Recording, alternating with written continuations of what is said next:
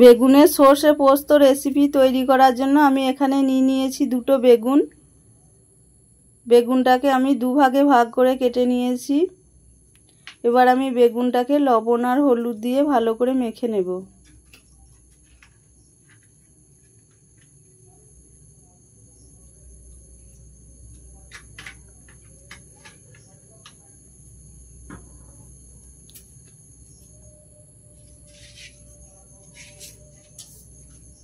এখানে নিয়েছি সর্ষে কাঁচা লঙ্কা, এখানে নিয়েছি পোস্ত কাজু, এগুলোকে বেটে নেব।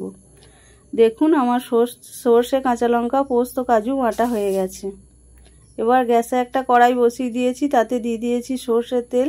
আমি এই রান্নাটা সর্ষের তেলেই করব, আপনারা চাইলে সাদা তেলেও রান্নাটা করতে পারেন। এবার আমি দিয়ে দেব নুন হলুদ দিয়ে মেখে রাখা বেগুন।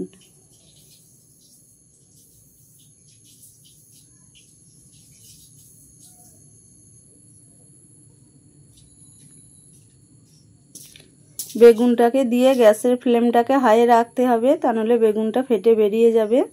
দেখুন আমার বেগুনটা ভাজা হয়ে গেছে। এবার আমি বেগুনগুলোকে তুলে নেব।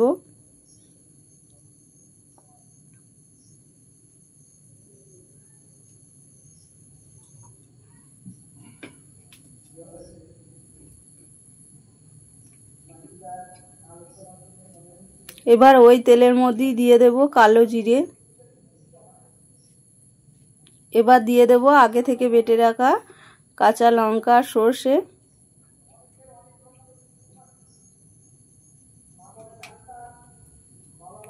এবার দিয়ে দেব হাফ চামচ হলুদ গুঁড়ো। এবার দিয়ে দেব একটা ছোট সাইজের টমেটো, আমি লম্বা লম্বা করে কেটে রেখেছি, এটা আমি দিয়ে দেব।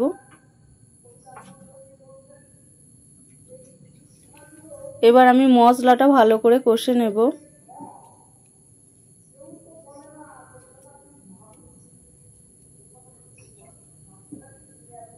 দেখুন আমার মশলাটা কষা হয়ে গেছে, মশলা থেকে তেল ছাড়তে শুরু হয়ে গেছে আর টমেটোগুলো গলে গেছে। এবার আমি দিয়ে দেব পোস্ত আর কাজু বাটা। এবার দিয়ে দেব পোস্তর বাটিটা ধুয়ে আধ বাটি জল। পোস্ত আর কাজুটাকে মশলার সাথে ভালো করে কষে নেব। এবার দিয়ে দেব হাফ চামচ লাল লঙ্কার গুঁড়ো।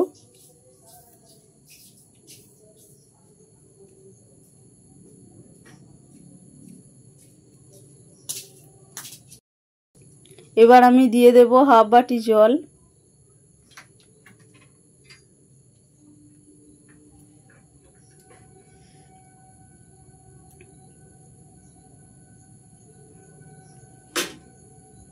এবার আমি দিয়ে দিচ্ছি হাফ চামচ লবণ। লবণটা বুঝিয়ে দিতে হবে, কারণ বেগুনের মধ্যে আমি লবণ আর হলুদ মেখে রেখেছিলাম। এবার দিয়ে দিচ্ছি চিনি। চিনিটা আপনারা দিতেও পারেন না দিতেও পারেন, নিরামিষি রান্নায় চিনি দিলে স্বাদটা খুবই ভালো হয়, সেই জন্য আমি চিনিটা দিয়েছি।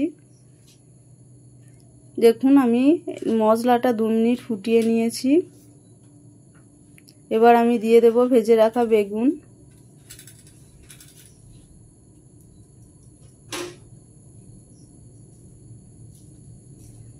বেগুনটা দিয়ে আমি বেশিক্ষণ ফুটাবো না, বেগুনটা দিয়ে 1 মিনিট ফুটিয়ে নেব, কেননা বেগুনটা খুবই নরম, বেশিক্ষণ ফুটালে ফেটে বেরিয়ে যাবে।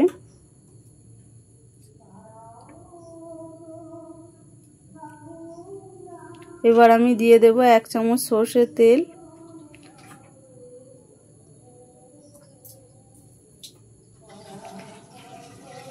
আর কাঁচা সর্ষের তেল দিলে সর্ষে পোস্ত রেসিপিটি খুব ভালো হয়, সেই জন্য আমি এটা দিয়েছি। আপনারা এটা দিতেও পারেন না দিতেও পারেন।